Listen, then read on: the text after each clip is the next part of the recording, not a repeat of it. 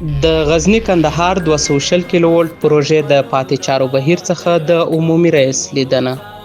د افغانستان برېښنا شرکت عمومي اجرایوي رئیس الحاج ملا محمد حنیف حمزه د غزنی کندهار 220 کیلو ولټ برېښنا لیږدونکي مزي د پاتې 120 پایو د بنسټونو جوړولو پروژې چارو څخه لیدنه وکړه.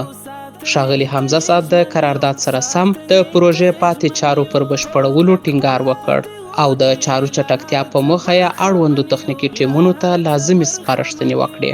د غزنی کندهار 220 کیلو ولټ پروژې د بشپړېدو په موخه د پاتې 120 پایو د بنسټونو جوړولو چارې قرارداد سره سم د افغانستان برېښنا شرکت له بودیجې د سایکا انرژي شرکت لخوا د برېښنا شرکت د انجنیرانو حضور کې په چټکۍ روانې دي. د افغانستان برېښنا شرکت عمومي رئیس د هغو دوو پایو څخه هم لیدنه وکړه چې د سایقه انرژي شرکت نوموړي مسیر کې پرته له قرارداد څخه په افتخاري ډول درولې دي.